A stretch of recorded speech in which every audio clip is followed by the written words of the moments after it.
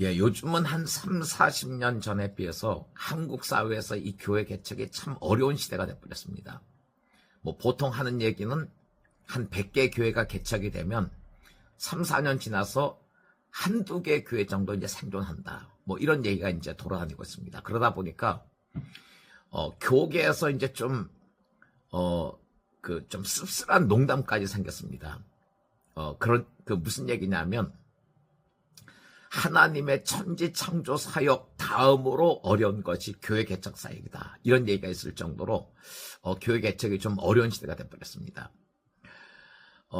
종종 이제 후배 목사님들이 찾아와가지고 교회를 개척하려고 합니다. 조언을 좀 해주십시오라고 이제 부탁을 합니다. 그러면 제가 이제 보통 제일 먼저 던지는 질문이 이 교회 개척에 관한 하나님의 사인을 어떻게 받았습니까? 라고 이제 질문합니다. 그러면 이 질문에 관한 대부분의 답변은 제가 개척해서 세우려고 하는 교회는 이런 교회입니다. 이런 특성이 있고 이런 부분에 이제 중점을 맞추고 있는 그런 교회를 세우고 싶습니다. 이 교회의 어떤 청사진에 대해서 얘기를 합니다.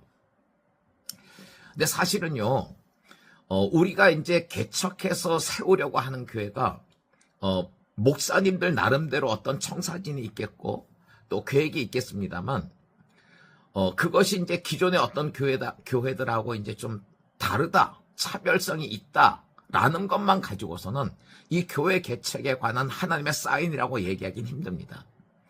그러면 이 교회 개척에 관한 하나님의 결정적인 사인은 뭐냐? 저는 이거를 제가 사용하는 용어로는 계시적인 비전이라고 이제 표현을 하는데요.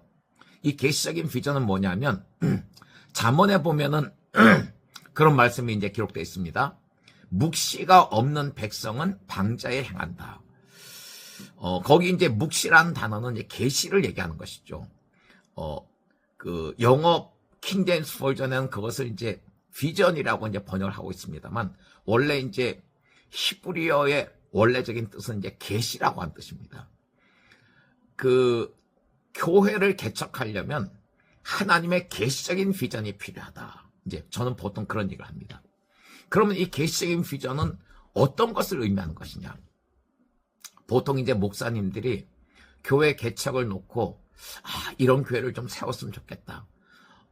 그래서 나는 이런 교회를 좀 목회를 하고 싶어. 이런 어떤 이제 열망이 생기죠. 어떤 감동이 생깁니다. 그리고 이제 그것에 대한 어떤 그 뜨거운 마음들이 생깁니다. 그럼 보통 이제 사람들은 그것을 교회 개척에 관한 하나님의 결정적인 사인으로 이제 이렇게 생각을 합니다만 제가 얘기하는 이 교회 개척에 대한 하나님의 결정적인 사인, 이 계시적인 비전이란 것은요, 제 경험을 통해서 제가 조금 설명을 드리겠습니다. 제가 90년대 초반에 30대 초였었습니다. 그때 이제 미국에서 벨리 동양 선교교회라고 하는 전통적인 한인교회 이제 3대 담임 목사로 사역을 하고 있었고요. 제가 섬기던 교회는 작년 한 80명 정도 출석하는 저에게는 참 과분한 교회였죠. 30대 초반의 목사가 3대 담임 목사로 이제 부임해가지고 그런 교회에서 이제 목회를 한다는 것이 이제 좀 과분한 그런 것이었었습니다. 교인들 저를 이렇게 참 좋아했었고 신뢰하고 잘 따라오고 있었고 자 그런 가운데서 94년 봄에 왠지 모르게 하나님께서 저한테 뭔가 이렇게 좀 말씀하시려고 하는 것이 있다라는 이제 느낌이 들기 시작했습니다. 근데 어렴풋하긴 하지만 하나님께서 말씀하시려고 하는 것이 무엇일 것 같은 느낌이 드는 거예요. 근데 그 느낌에 딱 직면하는 게 이제 부담스러운 겁니다. 그래서 제가 한 6개월을 이제 미적미적 다른 기도하고 다른 시간 보내고 이러면서 하나님의 얼굴을 이제 대면하는 것을 좀 이렇게 미뤘었습니다. 그러다가 9월쯤 돼가지고 이제 도저히 안 되겠다. 이건 하나님 앞에 나가서 직면해야 되는구나. 하나님의 음성이 뭔지를 들어야 되는 부분이구나. 라고 이제 싶어가지고 제 아내하고 이제 딸을 장인 장모님 댁에 좀 보내고 저는 아파트에서 이제 혼자 며칠 금식을 하게 됐습니다. 아니나 다를까요? 그 금식하는 중에 하나님께서 저에게 이제 바로 그 계시적인 비전을 주셨습니다. 그 계시적인 비전의 내용은 뭐냐면 너의 부르심은 이 전통적인 한인교회 담임 목사가 아니기 때문에 너는 후임 목사를 세우고 한국에 돌아가서 젊은이들 중심의 새로운 교회를 시작해야 된다. 이게 이제 어느 순간에 그냥 도저히 부인할래야 부인할 수 없는 너무나 명확하고 너무나 강력한 하나님의 부담으로 이제 확 부어진 거예요. 그래서 제가 이제 그 계시적인 비전을 받고 한국에 이제 돌아왔고 1년 후에 청년들 한 10여 명하고 예수촌 교회라고 하는 새로운 교회를 이제 시작했습니다. 첫 주일 예배 때를 제가 이제 기억이 나는데 우리는 어떤 창립 예배도 없고 그냥 주일 예배를 그냥 이렇게 조촐하게 이제 시작을 했는데 그래도 이렇게 첫 주일 예배니만큼 제가 아는 이제 좀 목회자들을 초청해가지고 축복의 말씀을 좀 들어야겠다. 그래서 이제 세 분을 초청해서 축사를 좀 부탁을 드렸습니다. 주일 예배 시간에. 근데 이제 첫 번째 목사님이 나오셔서 축사하기 위해서 나와서 이제 그 한 얘기가 뭐냐면 내가 손 목사님을 좋아하고 존경하는데 이제 앞에 이렇게 몇 가지 좀 축복의 얘기를 하고 근데 이제 뒷부분에서 근데 이게 이런 식으로 해가지고 교회가 될는지 잘 모르겠습니다. 이런 얘기를 하고 이제 들어갔어요. 그리고 이제 두 번째 축사하러 나오신 분은 교회는 남녀노소가 다 있어야 되는 건데 이거 청년들 몇 명 이렇게 모여가지고 이게 교회가 되겠습니까? 이런 얘기를 하고 이제 들어갔고 세 번째 축사하러 나온 목사님은 아예 축사 처음 시작할 때부터 이런 얘기를 하더라고요. 나는 오늘 축사하러 온 게 아니고 충고하러 왔습니다. 이건 교회가 되지 않습니다. 이런 얘기를 하는 거예요. 근데 여러분 제가 아까 그 교회 개척에 관한 하나님의 사인을 계시적인 비전이라고 이제 표현을 했는데 이 계시적인 비전은 어떤 차원이냐면요. 그날 첫 주일 예배를 드리면서 세 분의 축사자가 다 이런 식으로 얘기를 했는데 제 마음속에는요. 그런 얘기를 들으면서도 정말 이게 꾸밈이 아니고 과장이 아니고 조금의 어떤 흔들림도 없었습니다. 내 안에는 어떤 깊은 차원의 평안이 있었고 하나님이 이 교회 개척에 관한 결정적인 계시적인 비전을 주셨기 때문에 이 교회는 무조건 세워진다고 하는 설명할 수 없는 믿음이 생겼어요. 그래서 이제 결국 그 길로 이제 갔고 1년, 2년, 3년쯤 지나서 주일 출석 한 100여 명 모이는 교회가 이제 세워졌고 또 개척한 지 1년이 안 돼서 한국교회에서 이제 최초로 열린 예배라는 사역을 이렇게 진행하면서 신학생들 사이에서 또 신학교 또 교수님들 사이에서 이제 새로운 스타일의 교회로 이렇게 이제 알려지고 이런 이제 예수촌 교회가 이제 세워졌습니다. 저는 지금도 어떤 하나님께서 시즌마다 어떤 새로운 사역으로 저를 이제 인도하실 때 이 계시적인 비전을 기다립니다.